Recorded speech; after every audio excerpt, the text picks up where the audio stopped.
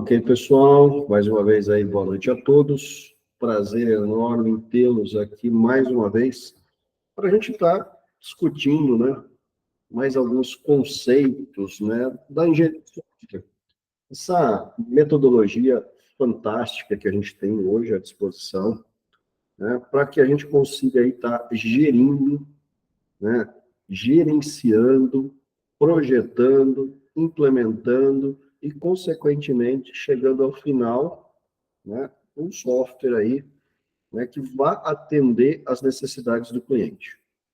Uma das coisas que eu queria, né, abrir um parênteses aqui, né, relacionado à parte da engenharia, a engenharia ela vai, né, gerenciar, né, essas metodologias vão gerenciar todo o processo de desenvolvimento. Mas, necessariamente, tá, a gente não precisa ter o software pronto. Nós podemos definir toda a documentação, ou seja, nós vamos preparar toda a documentação, toda a parte de análise, toda a arquitetura, e deixar a documentação pronta, tá, para que, posteriormente, seguindo essa documentação, o software, o aplicativo seja implementado. Claro, a gente pode chegar e implementar o software, a parte de, né, manutenção, treinamento e tudo mais. Mas muitas empresas, ela fica no quê? Nesse processo de análise, esse processo de documentação, para ter uma noção do que vai ser o software, e a partir daí, tendo toda essa parte de documentação, de análise, eles decidem, né, se vão ou não fazer a implementação naquele momento, e se a empresa, né, que fez todo esse processo de análise é quem vai implementar. Ou eles vão contratar uma outra empresa, né, uma outra software house para fazer a implementação. Então, existe essa flexibilidade, né? Hoje, a gente se depara aí com empresas que fazem todo, né, o desenvolvimento, desde a análise até a entrega e manutenção do software para o cliente. E nós temos empresas que somente fazem esse processo de análise e empresas que somente fazem o quê? A implementação, ou seja, a escrita do código, tá, de acordo com a documentação que foi feita. Então, a gente pode se deparar com esses três cenários. Claro que, se você vai trabalhar numa empresa que faz a parte de desenvolvimento, só a parte de codificação, você tem que ter o conhecimento para entender o que foi documentado.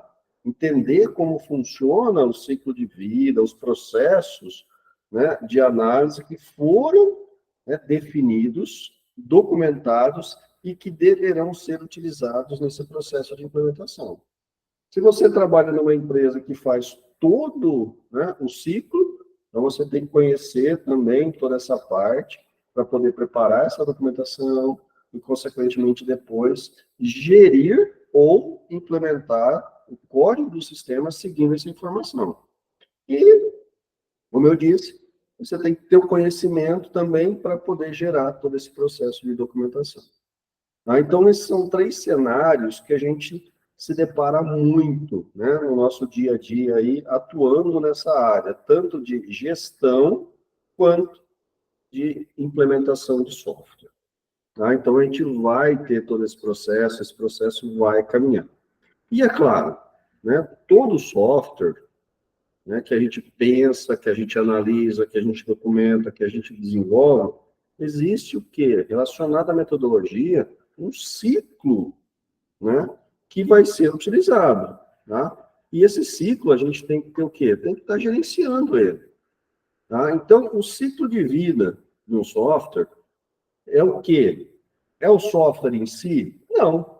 É uma representação abstrata, ou seja, a gente vai mostrar ali o que o software deve fazer, tá? Como que ele vai ser implementado, quais os passos que serão definidos para a implementação, quais as necessidades, tá? Em todo esse momento, né? Ou seja, a gente vai definir as atividades que vão ser utilizadas para escrita do código e, consequentemente, depois para manutenção do código desse software. Então, o ciclo de vida vai gerir tudo isso. a gente vai ter todo esse controle, né, toda essa definição. Então, quando a gente pensa em ciclos, são o quê? Etapas que deverão ser seguidas para que a gente possa chegar ao final e termos um produto de software. Tá? Então, a engenharia, ela traz isso. Por quê? Porque se a gente pensar na década de 70, antes de surgir, né, as metodologias da engenharia de software, tudo era feito muito ao léu. Preciso de um relatório. Beleza. O que vai conter esse relatório? Não existia essa pergunta para o cliente. Simplesmente era implementado um relatório que, na maioria das vezes, não atendia as necessidades do cliente e, consequentemente, existia o quê? Uma grande quantidade de retrabalhos com relação a isso. Então, todo o conceito que nós temos hoje de engenharia de software, ele vem para quê? Para garantir vários pontos, várias coisas. Uma delas, garantir que o cliente receba o produto que ele necessita. Garantir que o cliente esteja participando de todo esse processo de desenvolvimento, esse processo de análise. Garantir que esse software seja um sucesso ao final. Tá? E garantir, obviamente, né, que as necessidades sejam atingidas. Então, a gente vai se deparar com uma série, né, de modelos aí que a gente pode estar utilizando, de ciclos de vidas. Tá? A gente vai discutir um pouco, né, de cada um deles e ver o quanto isso pode ser interessante ou não de estar utilizando. Detalhe, pessoal, aqui vocês vão ver que a gente tem 4 modelos, né? Se for somar tudo certinho aqui, a gente vai ter 6 modelos, tá, para vocês estarem utilizando. Ah, eu preciso escolher um e a partir daí seguir aquele modelo? Não, muitas vezes a gente faz o quê? Uma junção desses modelos. Tá? Por quê? Porque a gente vai ter algumas necessidades. Tá? A gente vai ter projetos que a gente não vai poder entregar o software no final. A gente vai fazer entregas, né? Semanais, mensais, quinzenais, semestrais, desse software para o cliente. Então, o cliente ele vai acompanhar o desenvolvimento, ele vai estar recebendo, né, algo já palpável para que ele possa estar utilizando. Então, desses ciclos que a gente vai estar utilizando, a gente pode utilizar o cascata, tá? O modelo de desenvolvimento evolucionário, onde a gente vai ter uma programação exploratória ou uma prototipagem descartável. Isso daqui, prototipagem descartável, a gente agora tem mais recursos com relação a isso, tá? Por quê?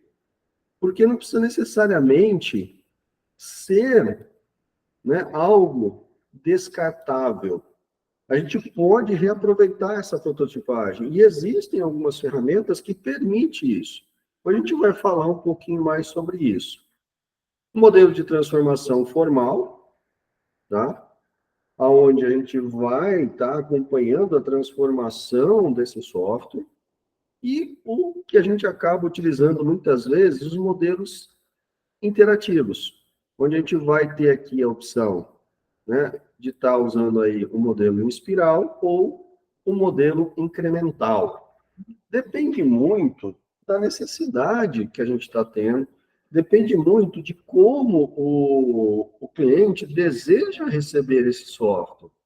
Tá? Então, a gente vai estar tratando isso, né, de acordo com o quê? Com o que foi sendo definido no projeto desse software. Ah, esse software aqui, como ele tem um período curto de desenvolvimento, sei lá, um mês, a gente pode talvez utilizar um modelo cascata, tá? Não vai precisar ser um modelo incremental. Ah, mas esse software aqui, ele tem muitos detalhes. Então, a gente vai ter que utilizar um modelo iterativo, por exemplo, consequentemente, juntar com o quê? Com uma prototipagem. Por quê? Porque é algo assim tão complexo que o cliente precisa ver como que vai ser o front-end. a interface desse software para saber se vai atender ou não as necessidades dele. Então, o modelo, né, de como esse software vai ser desenvolvido vai demandar, obviamente, uma análise do que o software precisa. Então, apesar da gente estar falando aqui sobre o ciclo de vida do software, e no caso relacionado à parte de desenvolvimento, a gente vai ter que pensar no quê? Começar a fazer uma análise, ou seja, entender o problema que a gente tem que resolver, tá? E eu sempre uso a palavra problema porque quando o cliente chega com uma demanda, é um problema que ele tem. Esse problema pode ser, por exemplo, automatizar o setor da empresa dele, né? Ou a empresa como um todo. Então, a gente vai ter que entender esse problema e, a partir daí, começar a descrever a solução para esse problema. E é justamente esse processo de análise e implementação que vai culminar com o quê? Com um software que vai ser a solução do problema desse cliente. Tá? Então, a gente sempre vai ter que pensar dessa forma, a gente sempre vai ter que focar mais nisso. E é claro, tá? Quando a gente pensa nesses modelos, e num contexto geral da tecnologia da informação, pessoal, né? A gente, por ser da área de TI, muitas vezes a gente não cria nada, tá? A gente adapta modelos, né? Informações utilizados em outros setores, tá? E traz, obviamente, para uma realidade. Que, claro, são metodologias, são conceitos que vão ajudar o quê? O processo de desenvolvimento de software, o processo de análise. Funciona em outro setor? Funciona. É interessante? É. Nós conseguimos adaptar isso para a tecnologia e usar esse conceito para melhorar os produtos que a gente está desenvolvendo? Conseguimos. Ótimo, vamos trazer isso para a gente. Para vocês terem uma ideia, eu vou dar um exemplo bem rápido aqui dessa adaptação, né? Se a gente pensar na área da biologia, né? Vamos lá para a genética, biologia, medicina. Nós não temos a mutação celular, a célula não vai mudando, se transformando e gerando, né, células diferentes. Pois é, nós trazemos esse conceito de mutação celular para dentro da área de tecnologia, para dentro da área de TI, e criamos o quê? Um método de teste onde a gente faz o quê? A gente faz a mutação do software, a gente faz a mutação do código para conseguir testar esse software, para conseguir desenvolver casos de testes que vão testar significativamente se o software está correto ou não. Então, a gente vai trazendo tudo isso. E, é claro, o modelo cascata, que é o primeiro que a gente vai, né, tá discutindo, e é um dos que foram muito, né, utilizado lá no início, ele deriva, né, de outras engenharias. Tá? A gente vai ter o que no modelo cascata? Um conjunto de etapas que a gente vai estar executando sequencialmente. Tá? Então, o que acontece? A gente só vai para uma próxima etapa quando a gente concluir essa. Da onde veio esse modelo em cascata? Por exemplo, da engenharia civil. Né? Então, a gente tem o quê? Tem etapas para a construção de uma casa. Por exemplo, a etapa de, né, fazer o telhado, fazer a cobertura, pode ser antes de levantar as paredes? Não pode. Então, a gente tem o quê? Uma sequência de tarefas que devem ser executadas. E aí, a gente só vai conseguir executar a tarefa seguinte depois de concluir a atual. Tá? Então, esse é um ciclo que vai ser sempre utilizado. E aqui nós temos um exemplo. Primeiro, né, pensando em todo o processo, desde a identificação do problema, tá, até o quê?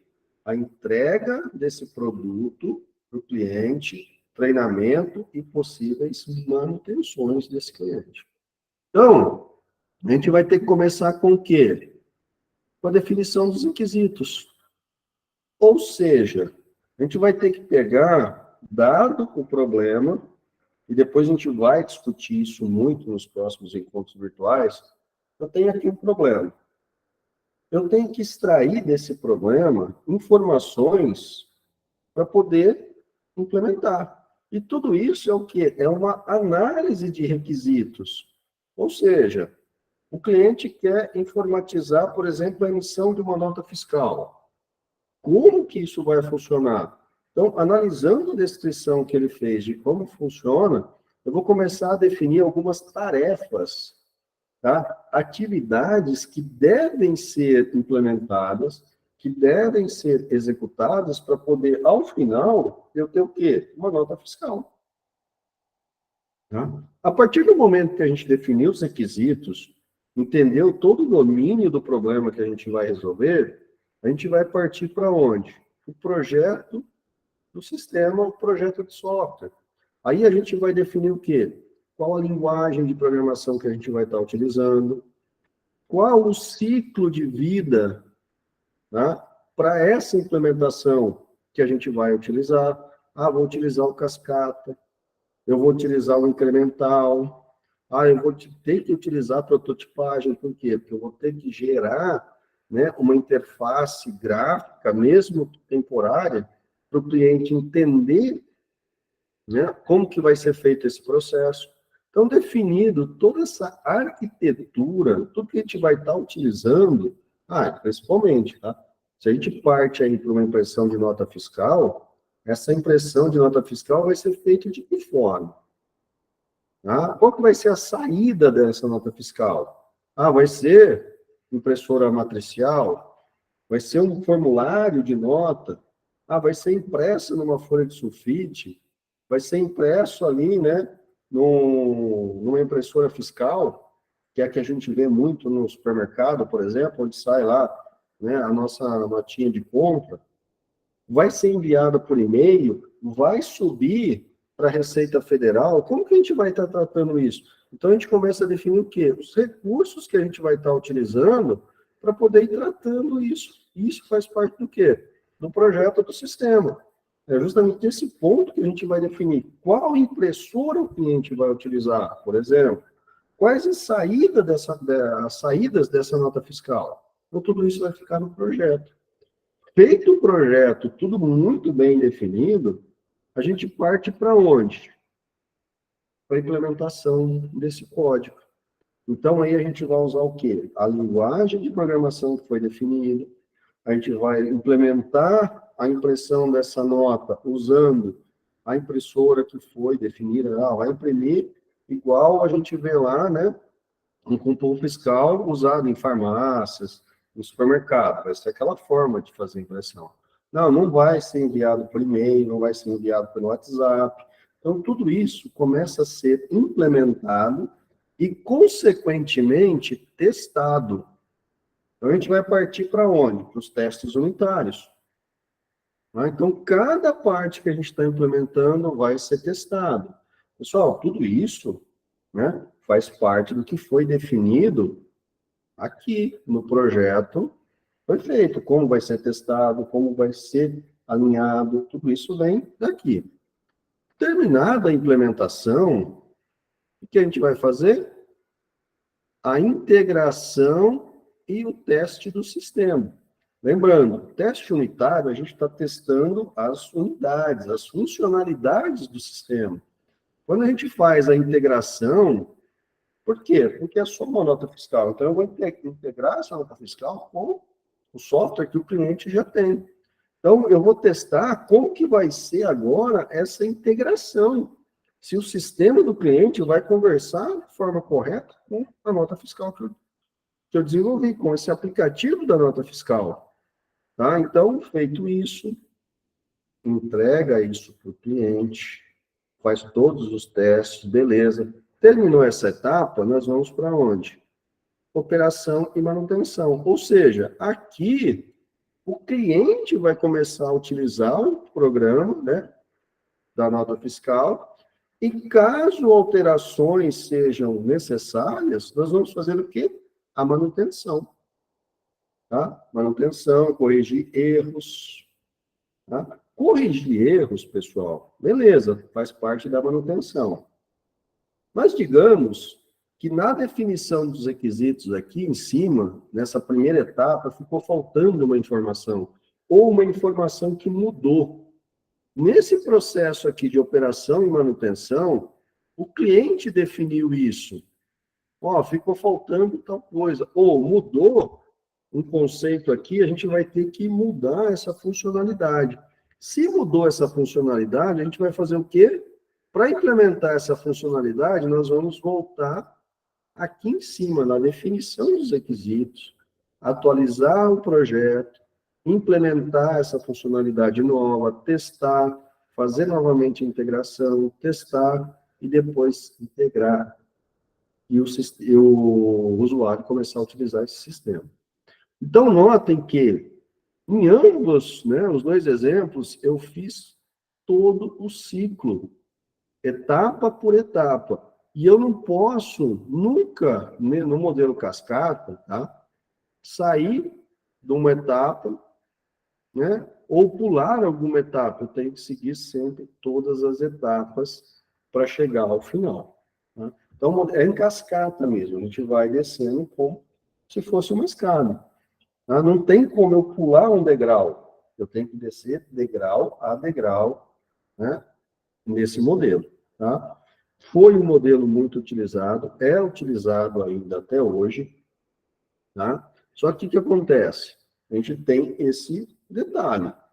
Cada etapa tem que ser concluída para iniciar a outra.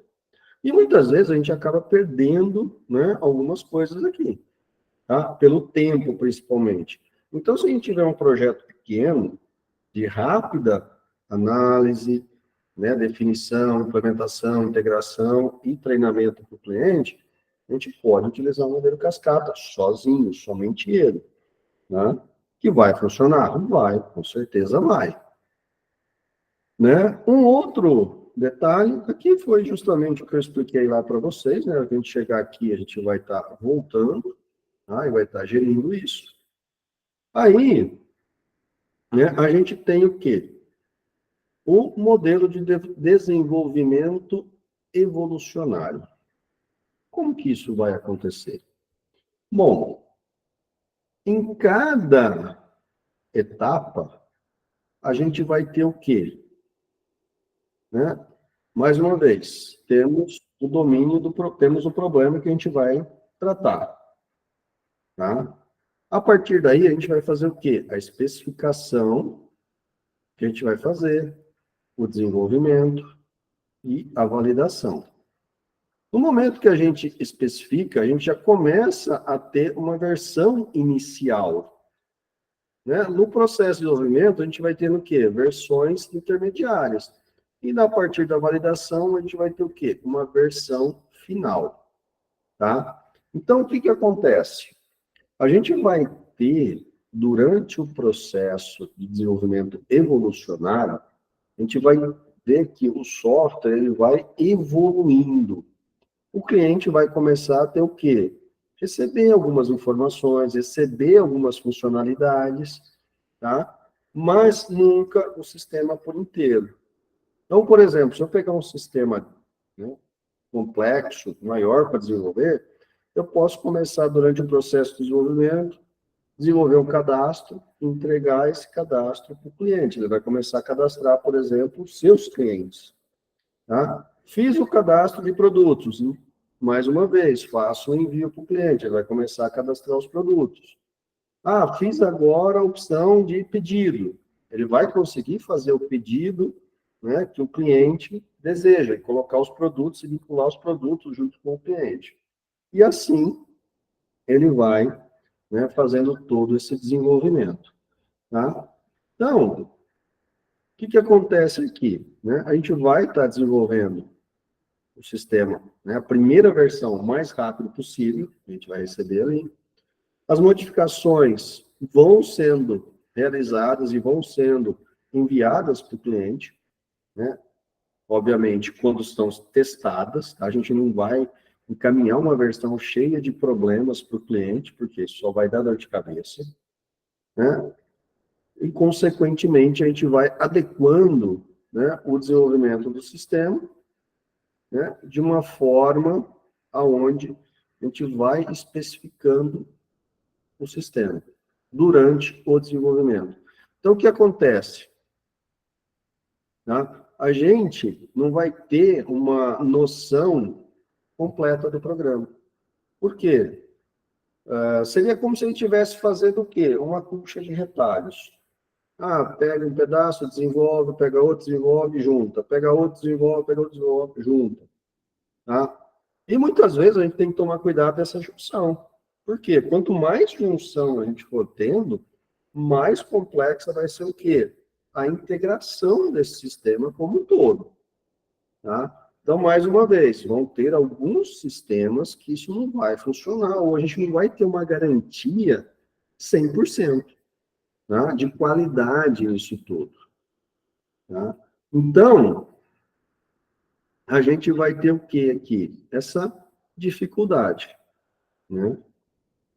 Quando a gente vai ter, né, um sucesso nesses produtos, como eu coloquei aqui, quando a gente faz o quê? Ele vai ser implementado usando pequenos grupos de profissionais altamente qualificados e motivados. A gente encontra muito esse processo aqui, pessoal, de programação exploratória, aonde? Quando a gente trabalha com aplicações open source, de código aberto. Tá? Por quê? Quando a gente tem uma aplicação de código aberto, vários grupos podem estar contribuindo, né, nessa implementação. Né? Então, a gente vai ter o quê? Essa programação mais exploratória para executar.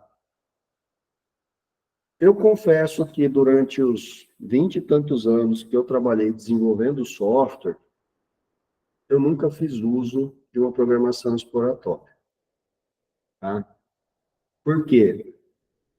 Porque nunca era tão simples de estar desenvolvendo isso. Tá? Nunca me deparei com algo disso. Tá? De ter várias pessoas, vários grupos contribuindo aí. Sempre eram grupos fechados e bem menores para poder estar desenvolvendo isso. Então, não funcionava tão bem. Tá? Quando a gente pensa em prototipagem, isso eu usei bastante. Tá? Por quê? Né? Você vai estar utilizando prototipagem. Bom, alguns momentos, quando você conversa com o cliente, muitas vezes o cliente não tem, né, uma noção como um todo de como o sistema vai funcionar. Né? Muitas vezes não, né? Eu estou sendo até 99% das vezes, tá? O cliente não sabe o que ele quer e não sabe como o que ele está solicitando vai funcionar. Então, qual que é o melhor caminho? Vamos construir um protótipo para que ele possa ter uma ideia de como o sistema que ele está propondo vai funcionar. Então, em alguns momentos, a gente desenhava isso no papel, pegava uma folha de sulfite, saía desenhando, na mão mesmo, tá? A interface. E aí começava a explicar para o cliente as funcionalidades que iam ser embutidas ali. Com o avanço, né, a gente começou a ter aplicativos que permitia a gente desenhar a tela no aplicativo. E a gente desenhava como se a gente tivesse feito isso manualmente, como se fosse um desenho manual, manuscrito, tá? E mostrava para o usuário. Com o passar dos anos, né, isso bem próximo, aos 10, 15 anos atrás, a gente começou a ter ferramentas onde a gente definia protótipos executáveis. Então, por exemplo, o cliente pediu um aplicativo. Eu ia lá e fazia o protótipo desse aplicativo, ou seja, eu montava todas as interfaces desse aplicativo e deixava ele funcional.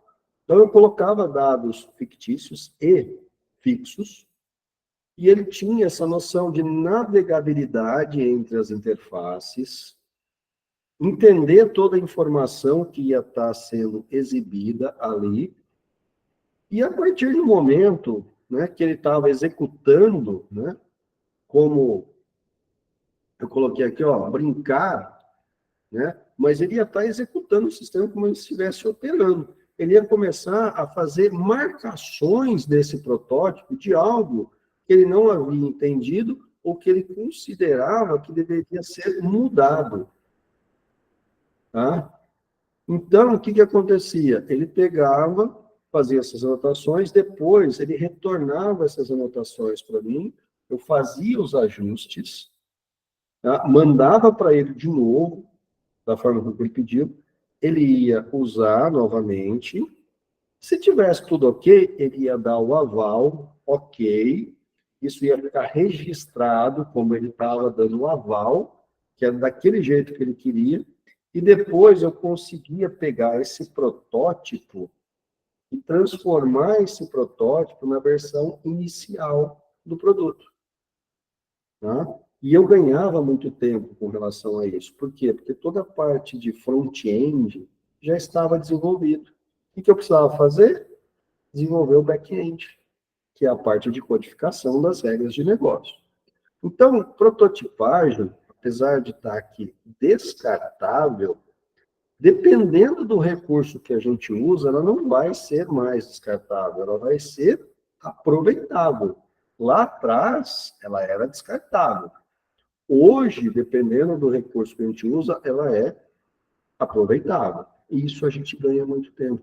E detalhe, pessoal, quando a gente faz essa parte de análise do software, o que, que acontece? O cliente dá o aval e ele está, né, ciente e está de acordo com aquilo que vai ser desenvolvido.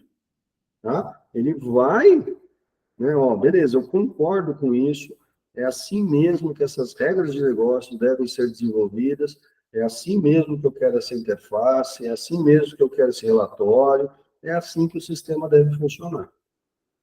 Né? Então, a partir daí, tendo o aval do cliente, nós vamos desenvolver daquela forma. E esse protótipo, né, reutilizável ou utilizado, vinha com o aval do cliente que estava ok, que ele concordava com isso. Então, isso já entrava como uma documentação, e facilitava bastante. Tá? Então, a gente tinha esse recurso à disposição e conseguia tratar tudo isso, né, bem mais tranquilo. Tá? E com isso, né, o usuário entendia as regras de negócios, entendia da interface, a viabilidade do sistema, tá? Ou seja, a gente tinha, a partir daí, como eu disse, a versão inicial desse produto, tá bom? Uma transformação formal, que é um outro modelo, tá? A gente vai estar utilizando o quê? Uma especificação formal. Ou seja, a gente vai começar a usar algumas regras. Quando que a gente usa, né, essa transformação formal? Isso daqui, essa metodologia é muito utilizada quando? Quando a gente vai trabalhar basicamente com fórmulas e com processamentos de grande porte. Pesquisa científica, por exemplo. Eu vou desenvolver um aplicativo que vai ser utilizado, como por exemplo, para fazer uma análise de um DNA. Tá? Então, a gente vai ter que ter o quê? Uma representação formal de como é esse processo de análise e como que a gente vai transformar, tá, esse conceito, essas fórmulas, essa análise, em regras que podem ser especificadas e, consequentemente, implementadas. Então, o processo de análise de DNA não é algo trivial. Tem uma série de fórmulas ali que são utilizadas. Então, a gente faz essa representação formal justamente para facilitar, entender e depois fazer a tradução disso para uma linguagem de programação. tá? Confesso também, nunca precisei utilizar essa transformação formal, tá? Mesmo porque a gente trabalhava, né, muito com aí mais projetos, né, para pequenas, médias e grandes empresas, e eu nunca desenvolvi um projeto para pesquisa científica, ok? Tranquilo até aí, pessoal? Tudo sossegado? Eu vi aqui que o Romário precisou se ausentar, tá?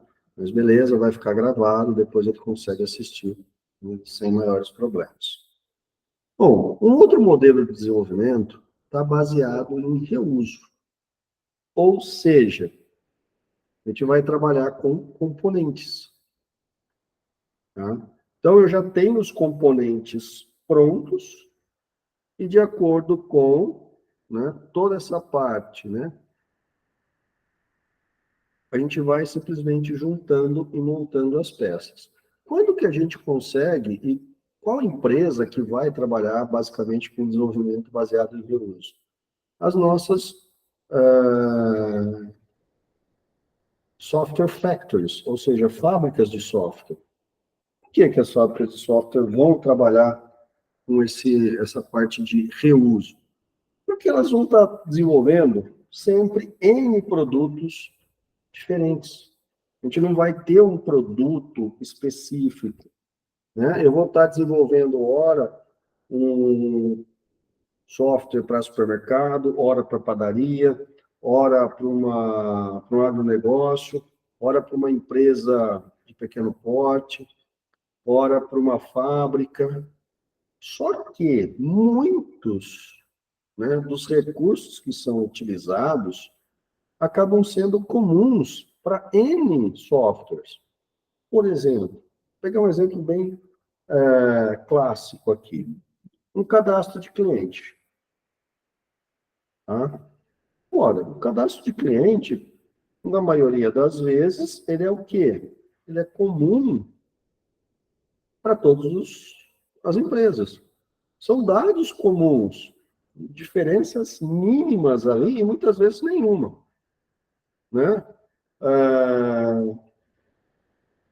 Cobrança. Né? Hoje, a gente precisa hoje desenvolver todo um processo para fazer a cobrança, ou melhor, para que meu cliente possa fazer o pagamento. Não, eu simplesmente uso um componente, ou do PagSeguro, ou do Mercado Pago, e eu faço o quê? Incorporo esse componente dentro do meu software. O pagamento já está testado, já está validado, já está ok. Tá? Impressão de nota fiscal. Se eu já fiz isso em N produtos, eu simplesmente tenho um componente que eu venho aqui e coloco esse componente dentro do meu produto. Com isso, eu já tenho que a especificação dos requisitos, eu já sei os componentes que eu posso utilizar, eu já sei se eu vou ter que fazer alguma modificação, né? Eu vou definir que esse projeto de sistema vai ser utilizado reuso, e aí eu vou fazer o quê? O desenvolvimento e a integração e, consequentemente, a validação desses componentes que eu fui, né, acoplando. Então, é como se eu tivesse o quê? Um Lego, um sistema que eu montei utilizando um Lego. Eu fui trazendo as coisas, esse aqui é útil, é igual, isso daqui é igual, isso daqui é igual. Então, eu fui juntando tudo isso. Como o Fábio colocou aqui, ó, a função de CEP, ou a validação de um CPF. Eu posso ter isso em um componente. Gente, quando eu falo em componente, e agora eu vou falar um pouco mais sobre essa questão do CEP, por exemplo, o CEP eu uso o quê? Eu uso o Web Service do Correio, que é um componente desenvolvido pelo Correio. Que eu faço o quê? Eu simplesmente acoplo ele ao meu sistema. Eu posso consultar, digitar o CEP, eu posso consultar o CEP e a partir daí preencher os dados. Né? Por que eu vou ficar pedindo para o meu cliente o endereço, rua, né? O bairro, a cidade? Eu peço o CEP dele. Muitos lugares, muitos softwares que a gente tem, inclusive e-commerces online, Você digita o CEP, o que ele já faz? Ele preenche a rua, ele preenche o bairro, a cidade, o estado. Então, por quê? Porque ele fez essa consulta no web service do correio. Então, é um componente que foi acoplado.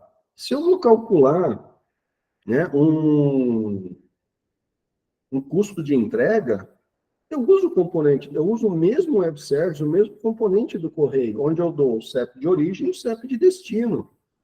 E ele vai calcular automaticamente para mim quanto que vai ficar o custo dessa entrega por SEDEX, por Pax, né, por, sei lá, se for algo pequeno, por carta. Tá? Tem várias opções ali. Vai depender também do que o correio atende nessas localidades. Pode ter SEDEX 10 ou não. Vai dar o dia, né? O prazo para entrega. Então, tudo isso é o quê? É um componente fornecido por terceiros, no caso, o correio. O pagamento via PagSeguro, via Mercado Pago, que a gente pode citar os mais conhecidos, ele é feito de que jeito? Também um componente que é embutido no sistema. E a partir daí, eu vou estar utilizando esse recurso. Por quê? Porque de acordo com o número do cartão que o cliente colocar, eu sei. O componente já sabe se é um cartão Visa, se é um Mastercard, se é um Elo, né? Ele já sabe se aquele cartão aceita débito ou crédito ou aceita ambos, né? Se eu vou pagar com Pix, se eu vou pagar com boleto. Então, tudo isso já é integrado. Né? E eu não preciso desenvolver tudo isso de novo. Né?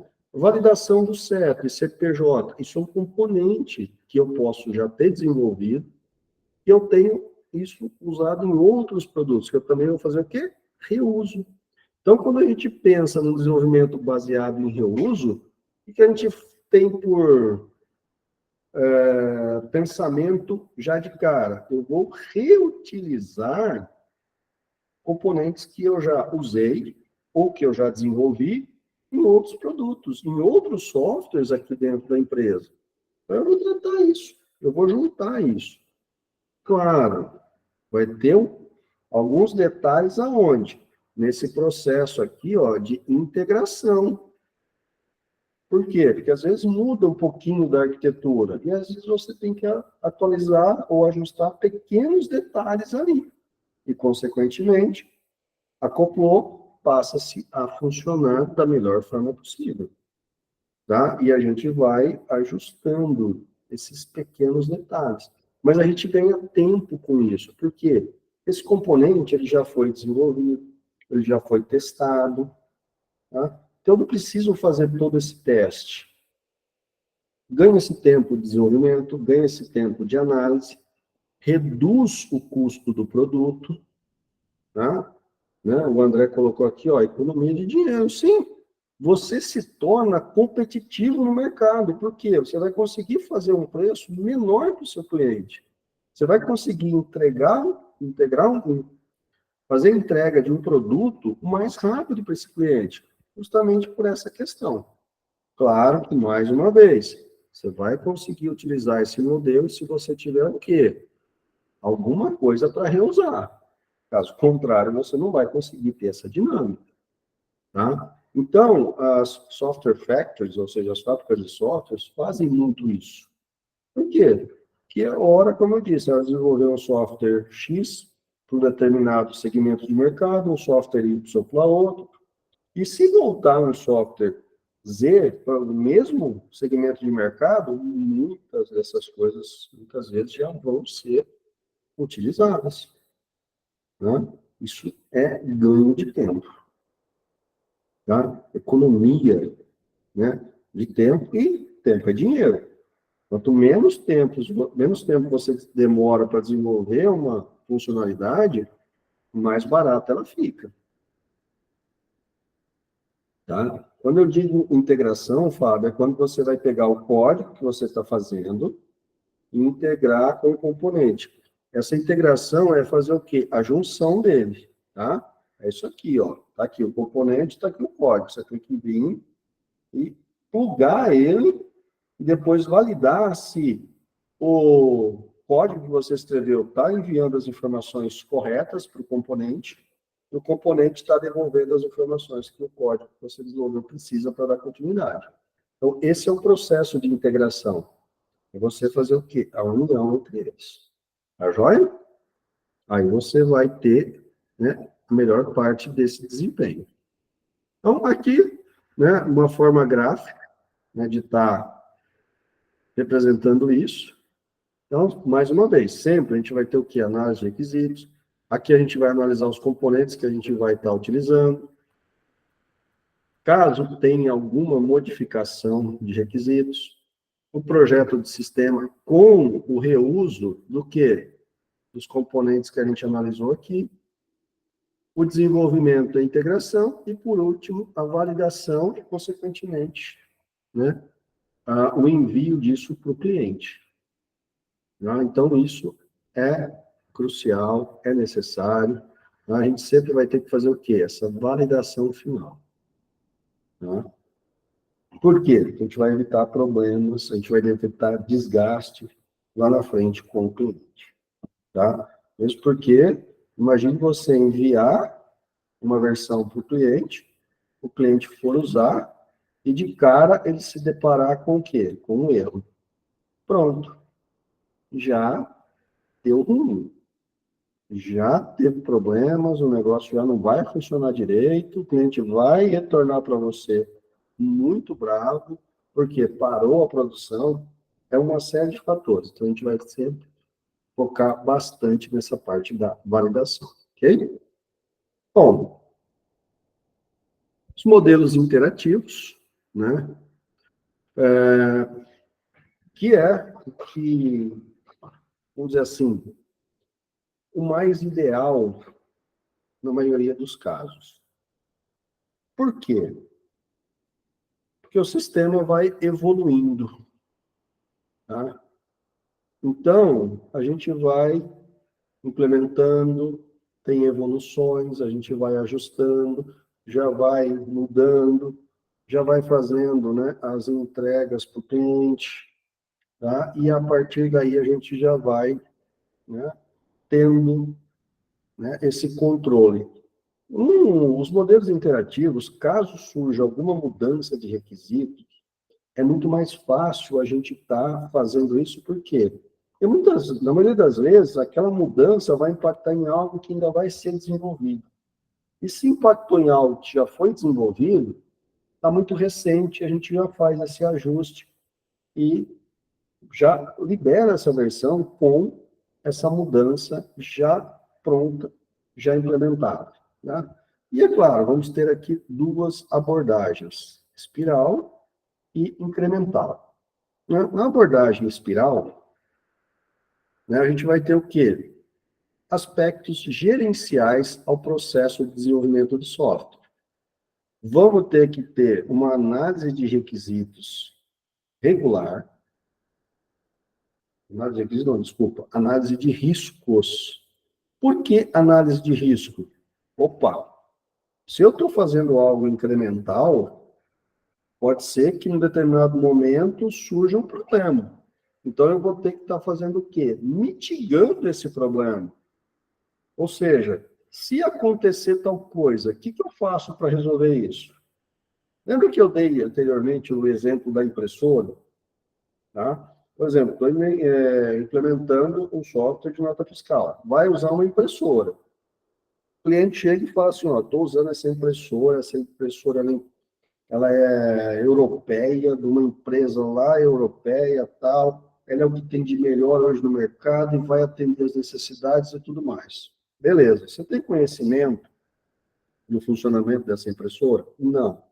O que você faz? Você precisa dessa impressora para poder testar a comunicação do teu software com a impressora. Beleza? Aí, consequentemente, se você precisa da impressora, essa impressora vai ter que vir para a empresa. O planejamento, você está planejando que vai testar esse software com a impressora, por exemplo, dia 1º de outubro. Ó, temos aí 21 dias para essa impressora estar no Brasil, dentro da empresa, para que a gente possa testar essa impressora. Ah, mas ela vai chegar dia 1º? Não, ela tem que chegar antes. Qual que é o risco que nós identificamos aqui? Essa impressora não chegar dia 1º. Esse é um dos riscos. Qual que é o outro risco? Essa impressora chegar dia 1º e ela não funcionar. Por quê? Porque ninguém entende ainda o mecanismo dela. Então, ela tem que estar exatamente dia 1º? Não. Ela tem que estar, sei lá, dia 29 dentro da empresa. Por quê? A gente vai ter que ter 3 dias para poder ligar a impressora, né? Ver se ela vem com papel, colocar bobina, colocar papel, enfim, deixar o recurso pronto para ser usado quando? Dia 1º. Beleza? Então, temos aqui, ó, o risco. A impressora não chegar dia 29. Qual que é o outro risco? A impressora não estar pronta dia 1º para uso no departamento de desenvolvimento. Qual que é o outro risco? A impressora não funcionar. Bom, temos 3 riscos aqui. O primeiro é ela não chegar. Então, o que que acontece? Eu vou ter que ter o quê? Alinhado a esse planejamento, eu vou ter que ter um controle que vai acompanhar o quê? A entrega dessa impressora. A compra, o transporte. Tá, a impressora está vindo da Europa. Ela vai vindo o quê? Ah, vai vir num container de navio. Sei lá, 10 dias para chegar no Brasil. Espera aí. Hoje é 19. Se eu contar 10 dias, é 29. Vai chegar a tempo, mas eu preciso dela dia 29 na empresa. Espera aí, ela vai chegar dia 29 no porto. O que que acontece? Ah, não, vamos adiantar isso. Não, conversamos com a transportadora, o container vai chegar dia 24. Beleza. Já ajustamos aí algum detalhe, o navio vai chegar antes. Beleza, dia 24, são 5 dias para estar aqui na empresa. Mas espera aí, ela vai passar na alfândega. Depois, ela vai ter o transporte terrestre até chegar aqui na empresa. Eu estou em Ribeirão Preto. Se ela chegar no Porto de Santos, beleza, 6 horas, ela saindo de Santos, ela está aqui em Ribeirão Preto.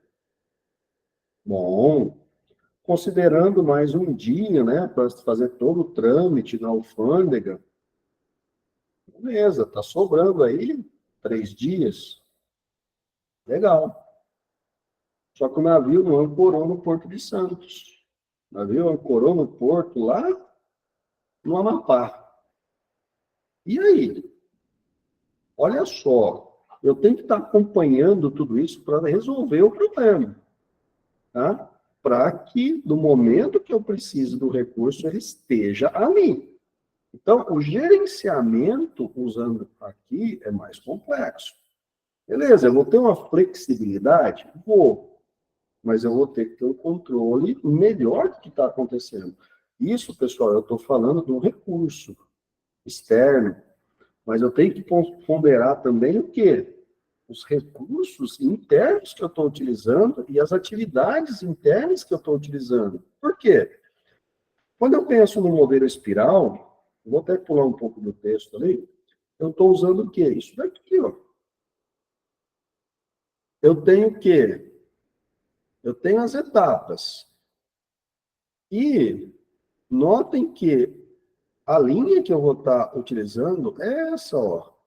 Eu estou desenvolvendo isso o quê? Em espiral. Só que vai chegar um momento que eu estou desenvolvendo, só que eu estou planejando aqui, ó. Então, eu estou aqui nessa fase do desenvolvimento, validando a versão, corrente do produto. Só que, ó, eu estou analisando por quê? Porque aqui já vai ter um desenvolvimento.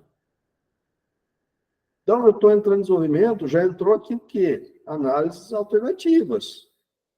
Tá? Já vou ter o quê? Determinar objetivos.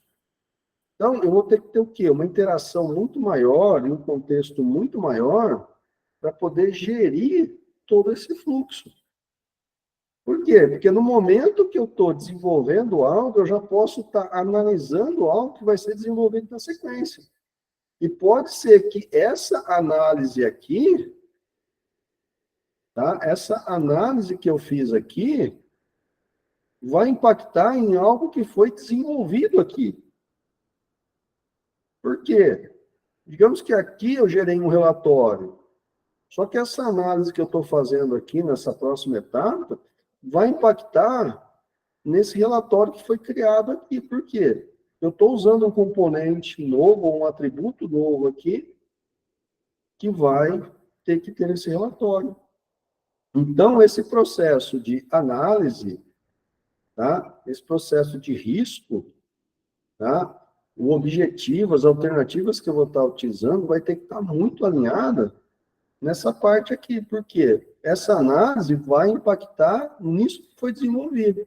Então, essa parte aqui que foi desenvolvida, ela vai ter que fazer o quê? Digamos que esse pedaço aqui, ele vai ter que voltar aqui para ser atualizado.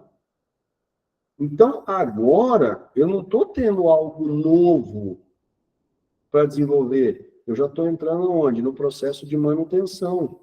Então, não é uma atividade criar um relatório novo, mas é uma atividade que é o quê?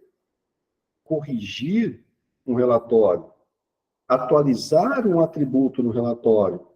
Então, notem que quando a gente usa esse modelo espiral, ou né, o incremental, a gente vai se deparar que, de acordo com o que foi planejado, de acordo com o que foi analisado, nós vamos ter mudanças do que já foi implementado. Então, eu vou ter uma tarefa para criar algo novo e vou ter uma tarefa para dar manutenção em algo que já foi implementado.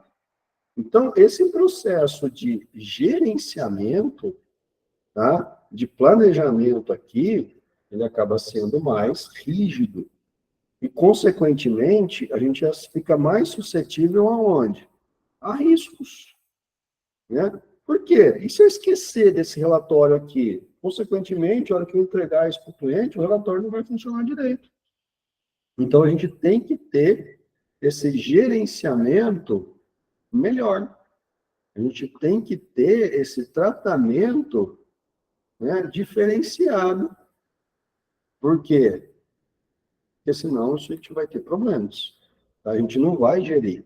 Por isso que a análise de risco aqui é bem mais forte, né? É bem mais importante. Tá joia? Quando a gente pensa em algo incremental, tá? O que a gente vai se deparar? Né? A gente vai ter o quê? Mesmo processo de desenvolvimento, mesmo processo de análise, tá? Só que a gente vai estar entregando o produto aos poucos, etapa por etapa. Então, eu vou definir tarefas, eu vou fazer análise, até vou voltar aqui, ó. Eu vou fazer análise dos requisitos, eu vou separar, vou juntar alguns requisitos, né, para fechar um produto. E, pessoal, sempre que eu falo em fechar um produto, é algo utilizável, tá? É algo que o cliente vai estar utilizando. Então, quando eu desenvolvo de forma incremental, beleza, eu fiz a análise dos requisitos aqui. Eu entendi todas as tarefas que eu tenho que fazer. Só que aí, por exemplo, eu vou lá e o primeiro conjunto de tarefas que eu defini é nota fiscal. Implemento. Se eu disponibilizar a nota fiscal para o cliente, ele vai conseguir fazer alguma coisa? Não. Por quê? Porque ele não tem as outras coisas. Ele não tem o cadastro de cliente, ele não tem o cadastro de produtos, ele não tem a função de pedido, ele não tem a função, talvez, de pagamento, porque você só emite a nota fiscal se o pagamento foi efetivado, alguma coisa nesse sentido, vai depender das regras de negócio. Então, eu vou fazer o quê? A associação dos requisitos e, consequentemente, a arquitetura do sistema e a definição do quê? Do incremento que eu vou fazer, vai ter que seguir uma ordem lógica. Vai ter que seguir uma ordem que o cliente vai conseguir utilizar esse produto. Então, beleza. Eu vou, por exemplo, definir um incremento onde eu vou estar disponibilizando para o cliente todas as partes de cadastros. Cadastro de clientes, cadastro de produtos, de fornecedores, né? Por quê? Porque ele já vai conseguir estar fazendo isso. Depois, eu vou fazer o quê? Eu vou, obviamente, desenvolver esse incremento, validar. Se tiver a integração, vou fazer a integração e validar o sistema. Beleza, entreguei isso para o cliente. O que eu vou fazer? Vou buscar o próximo incremento. Então, digamos que eu gerei aqui um incremento de cadastro, né? Um incremento de pedido, né? Aqui a letra está bem ruim, porque eu estou usando o mouse, e um nota.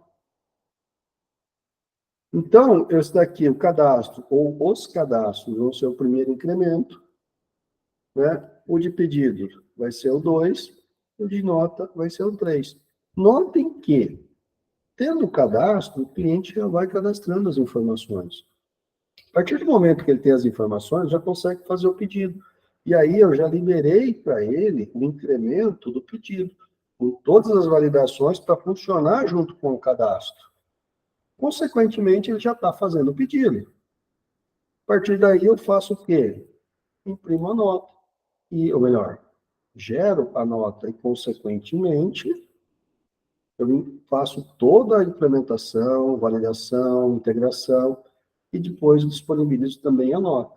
Então, eu vou fazendo os incrementos e já vou deixando o cliente estar usando isso. E ele já vai dando um feedback de como está essa operação. E a partir daí a gente vai evoluindo cada vez mais, né? E vai entregando para ele todos os produtos. Se no meio do caminho, a hora que ele estava usando aqui, esse primeiro incremento, ele encontrou algumas falhas, alguns problemas, ele já reporta. Eu posso trabalhar em paralelo com o incremento de manutenção, tá? Por quê? A hora que eu soltar o segundo incremento, que é o pedido, eu já solto o quê? Uma atualização dos cadastros, aonde vai estar resolvendo todos os problemas que ele reportou durante a fase de cadastro. E a gente vai ganhando também, mais uma vez, tempo. Se eu tiver um componente para emissão de nota, perfeito. Eu vou ter que desenvolver um incremento? Não. Eu vou ter que validar? Não. Eu vou ter que integrar o componente com o que eu já tenho, validar o sistema e mandar para o cliente. Então, notem que eu posso ter o quê? Uma junção de vários modelos. Eu estou usando aqui um modelo incremental com o modelo de reuso. Por quê? Porque eu já tenho componente de nota fiscal que eu possa estar utilizando para isso. E a partir daí a gente vai evoluindo, tá? A gente vai tratando todas essas informações para poder fazer o quê? Definir claramente como que vai ser, né? Cada um aí, né, desses componentes, desses modelos que a gente vai estar utilizando, tá? E aí, pessoal, a gente vai ter o quê? Né?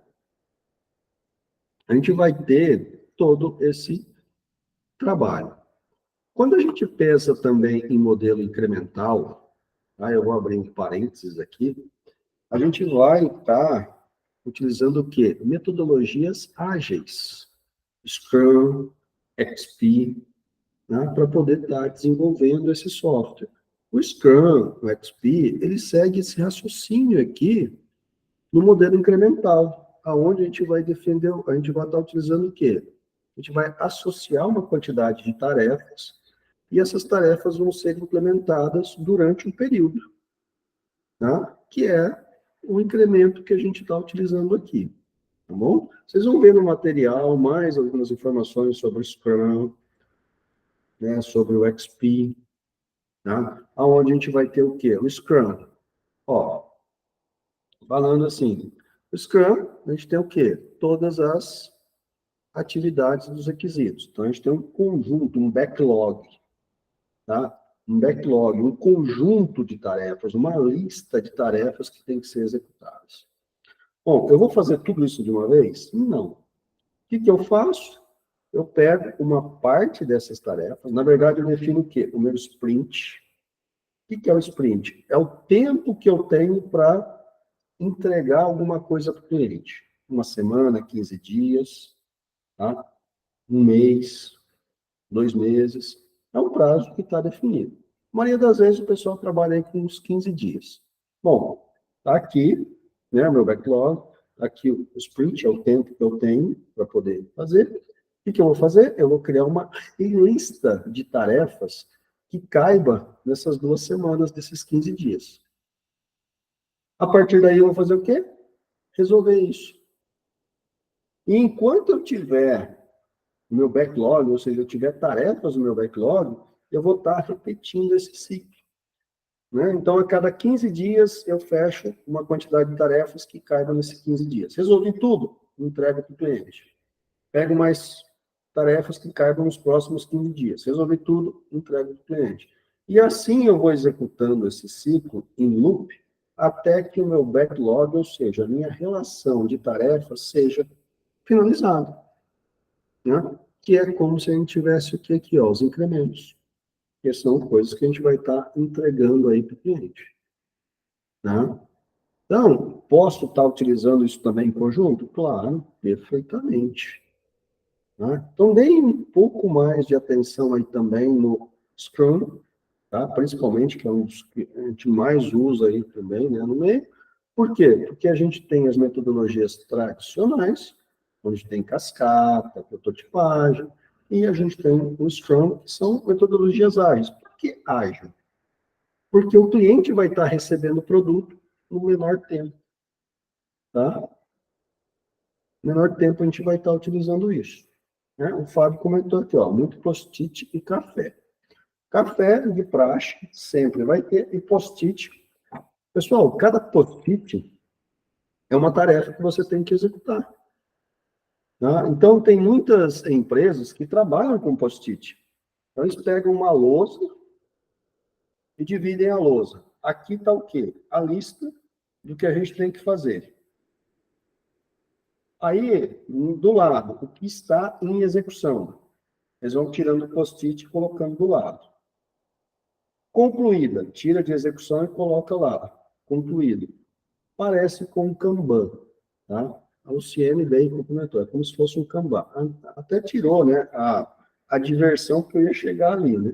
No Kanban, você tem o quê? Um gerenciamento, através de post-its. O que tem para fazer, o que está sendo feito, o que foi concluído. Concluiu, foi para o cliente, está ok? Rasga o post-it e vai para lá. Surgiu uma nova tarefa, vai para onde? Para o backlog, que são a lista de tarefas. A hora que aquela tarefa for entrar em execução, vai para a parte de execução. O Kanban trabalha dessa forma também. Tá? E o Scrum trabalha dessa forma também. Né? Por quê? Você tem o backlog e depois você tem o quê? O sprint, que vai ser as tarefas que serão executadas naquele período. Tá? Né? O post-it e o café, você tem post-it, no caso, você vai definir um período e você vai colocar somente tarefas que caibam para ser resolvidas naquele período. E é claro, aí vai ponderar o quê? A quantidade de desenvolvedores que vocês têm, a empresa tem. Por quê? Eu vou colocar uma tarefa de 8 horas, beleza. Mas é uma pessoa só que vai trabalhar? É. Mas eu só tenho uma pessoa? Não, eu tenho 10. Então, eu posso colocar, por exemplo, 10 tarefas de 8 horas para fazer num dia. Porque eu tenho 10 desenvolvedores. Cada um vai fazer um. Então, a gente vai definindo isso dessa forma. Tá joia? E a partir daí a gente vai tratando todo esse conceito. Tá? Fiz aqui uma explanação aí sobre o Scrum. Tá? E aqui, pessoal, a gente começa,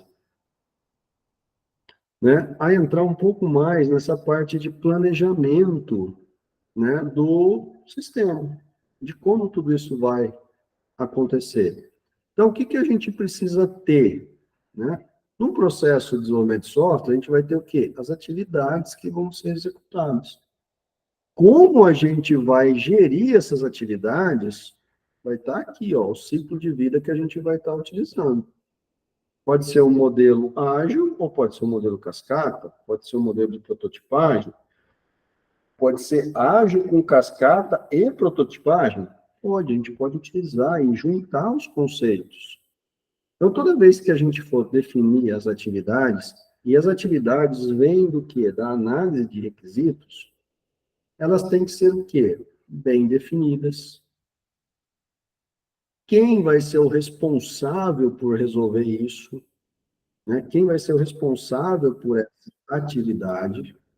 Quem que é o responsável? Quem que vai cuidar dela? Os artefatos que a gente vai ter de entrada e saída, as dependências, tá? E, é claro, combinando com o nosso modelo de ciclo de vida. Tá? Então, as atividades, a gente vai ter que ter esse cuidado aqui. E é aqui onde entra o quê? A ordem de execução. Foi aquilo que eu falei, não adianta eu criar, né, como eu mencionei aqui, né, só voltando, um incremento, se não ter uma ordem para poder estar fazendo isso. Como é que eu vou fazer um relatório sem ter as informações antes desse relatório? Então, a gente tem que ter esse tratamento, tem que ter esse cuidado na hora de estar fechando, né, essas atividades para esse período. Então, a gente tem que tomar esse cuidado. Então, por isso que elas têm que ser o quê? Bem definidas. Crucial isso daqui, ó, totalmente bem definidas. Tá? Então, né, esse processo vai ser regular, contínuo, tá? Sempre bem definida e sempre a gente vai ter um resultado ao final. Esse conjunto vai ser um conjunto ordenado, claro, ele tem que ser o quê? Tem que ter uma ordem de execução, então ele vai ser ordenado, tá? Onde a gente vai chegar a um objetivo. Não adianta eu colocar algo aleatório para ser desenvolvido. Eu tenho que entregar alguma coisa para o cliente. O cliente tem que receber algo, tá? Então, eu vou tentar organizar isso da melhor forma, para o cliente ter algo na mão e ele continuar usando, tá? E, claro, quem está fazendo o quê? Isso eu tenho que saber, tá?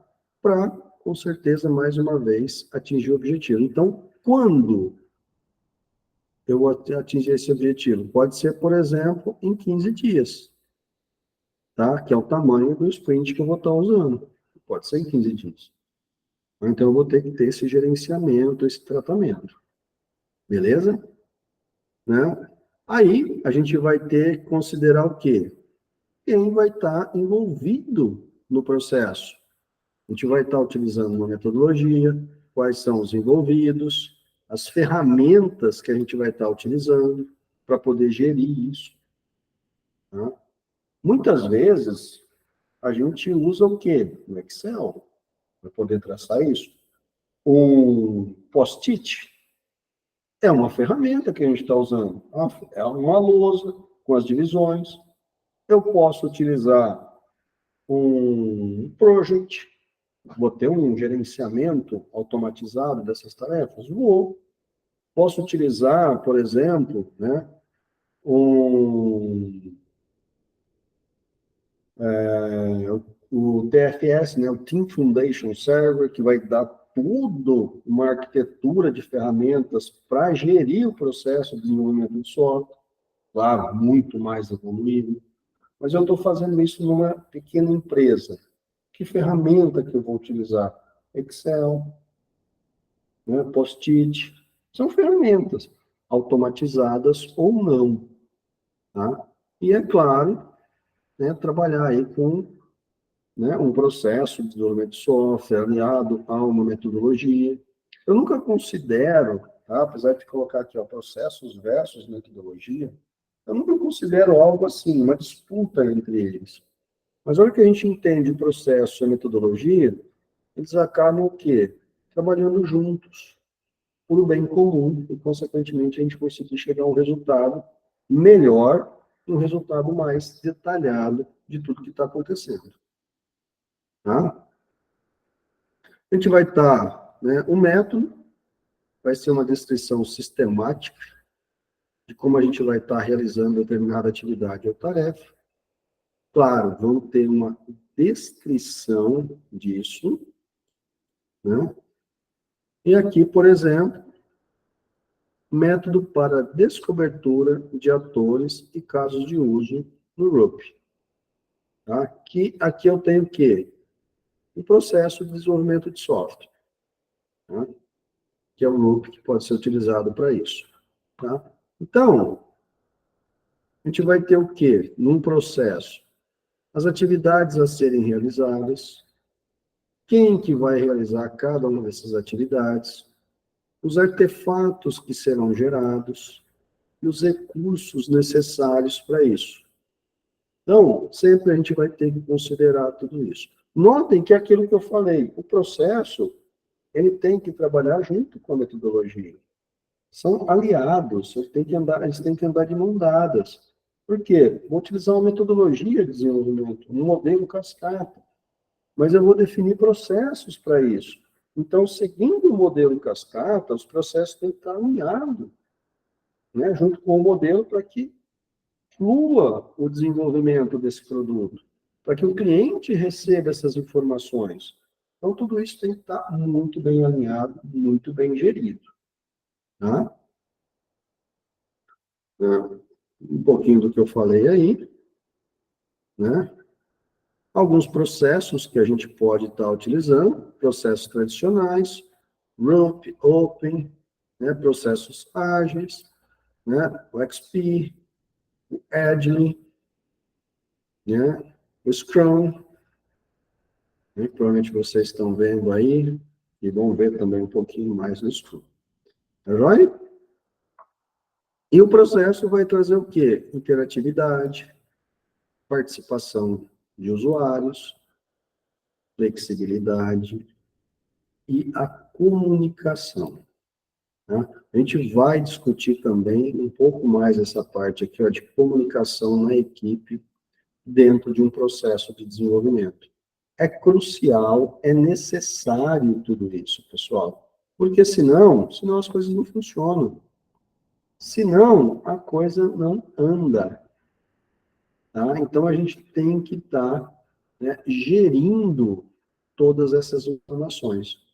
Tá? A gente tem que estar, né, conduzindo isso da melhor forma possível dentro, claro, do quê? Do nosso processo, tá? Dentro da nossa dinâmica de desenvolvimento. Beleza? Pessoal, tranquilo até aí? Alguma dúvida, algum questionamento com relação aos modelos que a gente tem para estar desenvolvendo? Como que a gente vai estar tratando isso, organizando tudo isso? Perfeito. Tudo certo até aqui? Sem dúvidas. O Fábio confirmou que está tudo ok, beleza. Eu pergunto isso por quê? Porque a gente vai ter que dar uma pausa hoje.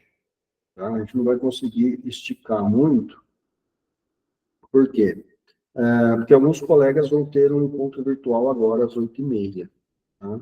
Então, né, para evitar isso, a gente vai parar por aqui. Né? Tem mais alguns pontos para a gente estar discutindo um pouco mais adiante. E eu vou agendar mais um encontro virtual na área de engenharia de software para a gente terminar esse assunto. Por quê? Esse é um assunto interessante. É um assunto que a gente precisa ter, né, esse conhecimento, porque na próxima etapa, a gente vai entrar no quê? Na parte de análise de requisitos. Ou seja, a gente entendeu como que funcionam os modelos, a gente entendeu como que funcionam os processos, as metodologias, como eles se encaixam, e agora a gente vai começar a colocar o quê? Isso em prática. Pegar uma descrição de um problema, extrair os requisitos, criar as tarefas, classificar essas tarefas, né? Deixar isso pronto para onde? No desenvolvimento. Então, toda essa parte de análise, né, a gente vai estar vendo aí no decorrer até o final do semestre. Tá joia? Então, fui bem devagar hoje, para vocês entenderem bem essa parte dos modelos, mas a gente volta no novo dia, tá? Para discutir o quê? Essa parte de finalizar toda essa parte de processos, tá? Incluir aqui mais alguns detalhes, para que aí a gente parta para onde? Para análise de requisitos. Tá joia? Pessoal, qualquer dúvida, qualquer detalhe, por favor, me mandem mensagem, né? Eu vou estar finalizando a gravação, finalizando a aula, né? Assim que eu receber, eu já vou estar disponibilizando para vocês no YouTube e também mandando lá no grupo, para que vocês tenham acesso a ela, tá? E a gente vai estar agendando um próximo encontro virtual aí, um terceiro, né?